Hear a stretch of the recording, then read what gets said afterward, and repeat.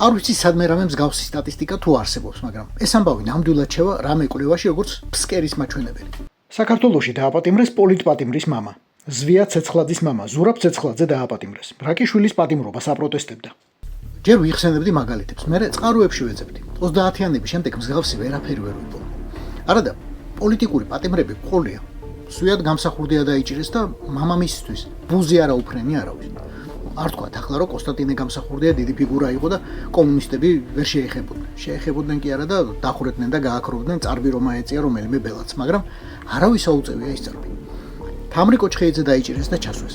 2 წელიწადნახევარი იჯდა ციხეში. მამამისი კი იყო სახელმწიფო კინოსტუდიის დირექტორი ბოლომდე და არავის მოსვლი აზრად მისი მოხსნაც კი ვერ მოხსნდნენ.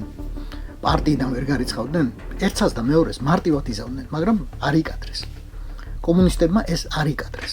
ბორია ივანაშვილმა იკადრა. რა ეტაკა? რა ეტაკათ მის მონებს? რამ გაამხეცა ის ხალხი კოლექტიური სახელით რეჟიმი? რატომ არ ყოფნით ოჯახიდან ერთი ადამიანის პატიმრობა, რომელსაც 2 წელიწადნახევარი უკვე მიუსაჯეს? მე ერთადერთი ახსნა მაქვს, გამიხარდება თუ დამიმტკიცებთ რომ ვცდები. იმათ 80-იანი, 70-იანი წლების ქართულ რუსებს იმ სისტემაში არსებობა უწევდათ, როლის შესრულება უწევდათ, მაგრამ დიდად არ სიამოვნებდათ. ახლანდელ ქართულ რუსებს კი ეს როლი მოსწონთ. მოსწონთ რუსობა, ეამაყებათ. როლს კი არ თამაშობენ, ამ როლში ცხოვრობენ. ერთია რომ ეს არის მათი დიაგნოზი, მეორეა რომ ეს უკვე ქვეყნის დიაგნოზია, რთული ფორმა და სამწუხაროდ მიშვებული.